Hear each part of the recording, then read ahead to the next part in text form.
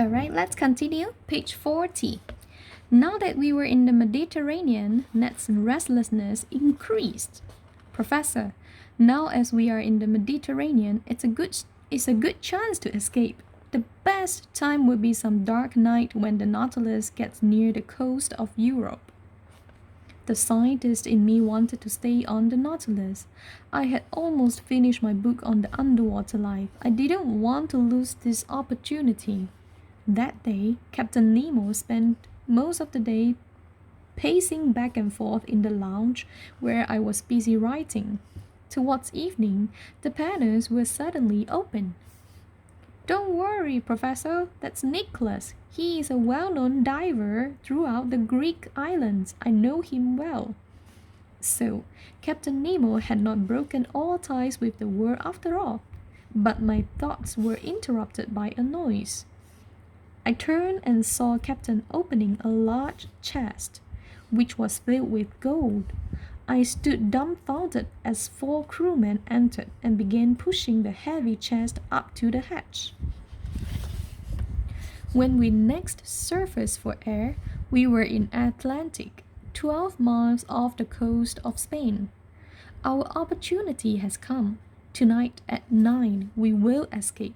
You wait in the library until you get my signal. But at a few minutes before 9, I tiptoed into the library.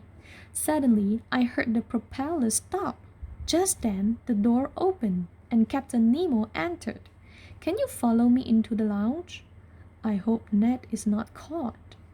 Without listening to me, Ned went away. I was left with no other option but to comply. Captain Nemo led me to the panels. I was astonished to see that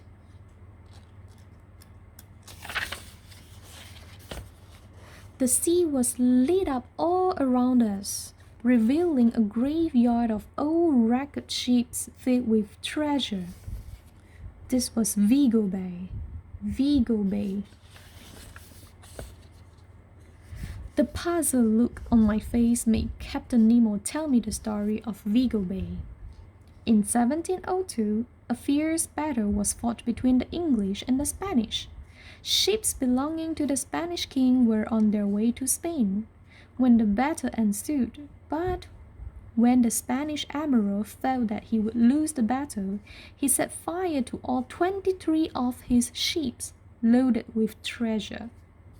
One thought, which kept ringing in my mind, was that all this lost treasure now belonged to Captain Nemo.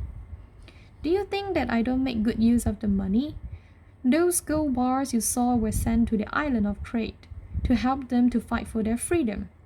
But sir, don't you think that this wealth doesn't belong to you?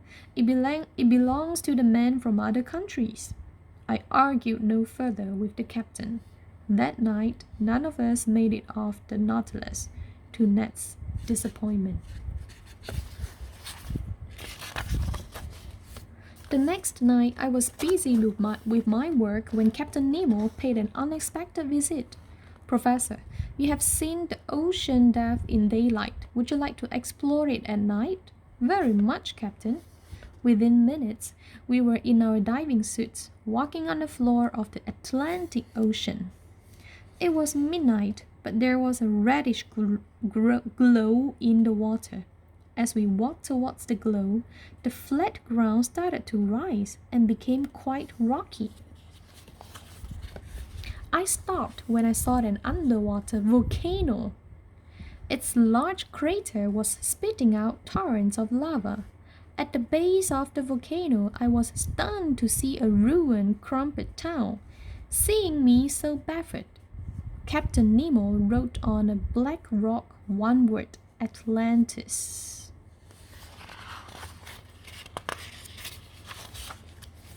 I couldn't believe that I was seeing the lost city of Atlantis, which had been struck by a giant earthquake and sunk under the sea.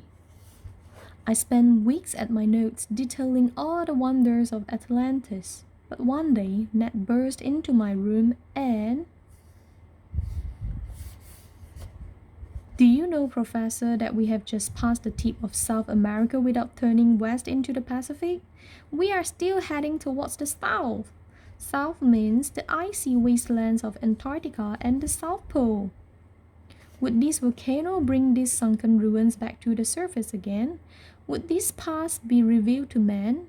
With these thoughts, we returned to Nautilus. Captain Nemo confirmed our thoughts that we were heading towards the South Pole. As February turned into March, Nautilus continued heading south, and we began to see icebergs. Captain Nemo handled the Nautilus carefully. Therefore, we kept passing the ice fields. But on March 18, we could go no further. We were up against a chain of ice mountains, whose sharp peaks rose like thin needles a height of 200 feet. It's the Great Ice Barrier. Professor, you always worry.